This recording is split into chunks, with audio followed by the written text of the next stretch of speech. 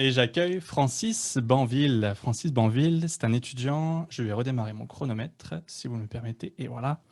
Francis Banville, c'est un étudiant au PhD en sciences biologiques à l'Université de Montréal. Et je pense que c'est une co-direction, si tu ne me trompes pas. Oui, une co-direction avec l'Université de Sherbrooke. Parfait. Exact. Soyons précis.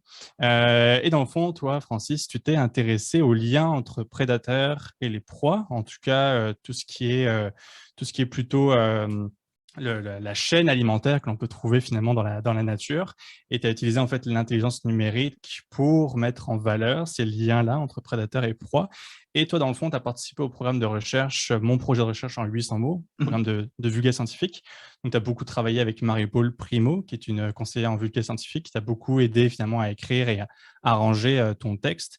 Avant qu'on passe justement à cette partie-là du programme, est-ce que tu pourrais nous parler en quelques mots, quelques secondes, en quoi consiste ton projet? Oui, en fait, moi, je suis en écologie et souvent, quand on parle de biodiversité, on parle souvent de la présence ou l'absence de certaines espèces à un certain lieu en particulier. On peut parler aussi de l'abondance des espèces, donc le nombre d'individus et tout ça. Mais en fait, c'est rare qu'on pense à l'interaction des espèces. Puis pourtant, c'est vraiment un processus fondamental. Ça détermine comment l'écosystème fonctionne, comment l'écosystème peut pallier à certains changements environnementaux et tout ça.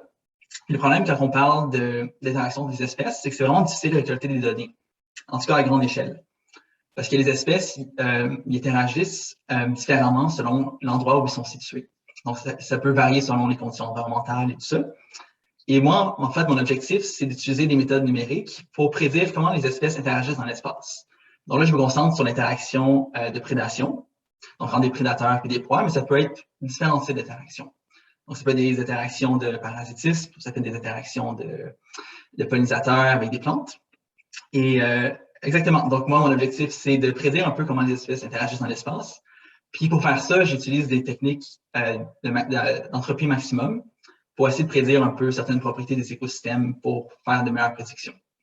Parfait, parfait. Donc, Ouais. finalement, tu as focusé ton texte parce que c'est toujours l'affaire quand on écrit un texte de vulgarisation, c'est de Mhm. trouver ton angle de traitement. Fait que j'imagine que ça a dû être un petit peu un casse-tête, littéralement, avec toutes tes données que tu avais, d'essayer de trouver l'angle qui était le plus, pas logique forcément, parce que tout serait logique au final, mais en tout cas le plus pertinent. Oui, clairement. Comment ça s'est passé justement ton cheminement pour écrire ton texte? Est-ce que tu as rencontré des défis? Est-ce que c'était simple pour toi? Comment est-ce que tu l'as vécu? Oui, en fait, c'est la première fois que je collabore avec une conseillère en vulgarisation scientifique. Et c'est quand même assez un gros challenge, en fait, parce que j'ai dû retravailler mon texte plusieurs fois, c'est normal, il y a eu beaucoup d'allers-retours. C'était difficile aussi, justement, de me concentrer vers une direction en particulier. Moi, j'ai choisi les réseaux trophiques, mais j'aurais pu aller dans n'importe quelle autre direction. Et ouais, je trouvais ça vraiment enrichissant, en fait. Ça m'a compte à quel point, je me suis rendu compte à quel point c'était un art de bien communiquer, de bien vulgariser sa recherche. Ouais. C'est difficile, effectivement, puis en fait, c'est l'angle de traitement qui est le plus compliqué parce qu'on a quand même tellement envie d'en mettre plus, puis de se dire, c'est sûr que le lecteur, il va aimer ce que je vais raconter, puis il va accrocher, ça va être clair. Parce que je pense que c'est clair, mais au final, on se rend compte que les seules personnes qui peuvent juger si c'est clair ou non, c'est la personne qui te lit ou qui t'écoute.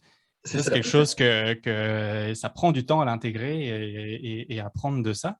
Est-ce que l'expérience, ton projet, mon projet de recherche en 800 mots, a t'a permis en fait de revoir un peu ta façon d'écrire tes demandes de subvention, demandes de bourse, tes publications par exemple, la façon dont tu communiques tes travaux. Est-ce que ça t'a amené un petit peu à revoir un peu ta façon de faire? Ouais, mais en fait, pour être honnête, j'ai pas réécrit d'autres subventions de bourse depuis le début de mon doctorat. Donc, j'étais un peu chanceux par rapport à ça. Mais oui, clairement, quand j'écris des abstracts et tout ça, j'essaie de mieux vulgariser. Mais je pense que c'est peut-être plus dans ma vie de tous les jours où j'essaie peut-être de présenter ma recherche Mhm. différemment. Donc, des fois, j'essaie de présenter à ma famille, à ma mère ou à ma grand-mère. Puis c'est pas toujours facile, mais je pense que ça m'a aidé un peu comme à comprendre peut-être Ouais. certaines limites. Ouais, exact. Puis, est-ce que tu aurais envie de vulgariser encore un peu? Genre, parce que là, juste avant, on avait Chloé qui nous parlait un peu de ma thèse dans 180 secondes. Est-ce que là, c'est ta première expérience de vulgarisation, si je comprends bien? Ouais. Est-ce que tu aurais envie de trouver un autre format? Est-ce que ça t'a donné le goût de continuer? Oui, clairement. En fait, je vais essayer de participer à la prochaine édition de ma thèse OK. en 180 secondes.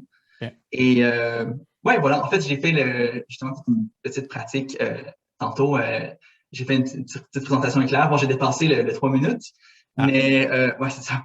C'est pas toujours facile, mais ouais, clairement, la prochaine fois, je vais. C'est mon prochain défi. Attends-toi à avoir un gros gong qui risque de sonner très fort si jamais tu dépasses les 180 secondes. Pas une seconde de plus, c'est la règle du jeu. Et justement, en fait, les personnes qui nous écoutent ont peut-être des angoisses, des craintes, des appréhensions à écrire un texte. 800 mots, ça peut paraître très court, mais ça peut paraître aussi très long parce qu'il faut couper, parce qu'il faut faire des sacrifices, parce qu'il faut choisir un bon angle de traitement.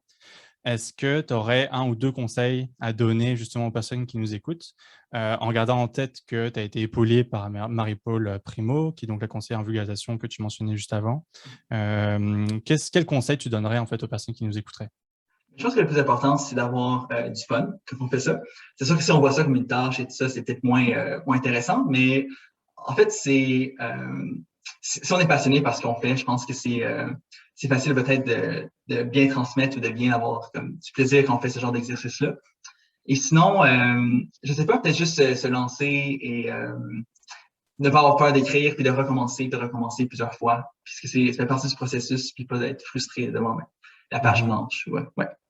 Ouais, et puis le côté, l'humilité que tu peux avoir à prendre les commentaires, qu'ils soient positifs, négatifs, essayer de les prendre, clairement. les intégrer, puis accepter le fait que, c'est ça, il faut accepter les commentaires, les critiques, et pour améliorer un texte, c'est toujours bon et c'est toujours très, très formateur et très constructif. Merci beaucoup. As-tu quelque chose à rajouter, Francis? On a encore un petit 30 secondes. Non, je pense que tout est dit. Ouais. Parfait, super. Ouais. Écoute, je te remercie beaucoup, Francis. Merci beaucoup pour ta participation. Ouais, merci beaucoup. Et je vous invite à la maison à retrouver l'article écrit par Francis Banville, mon projet de recherche en 800 mots directement sur les sites de Ivado. Merci beaucoup, Francis. À très bientôt. Très bonne soirée.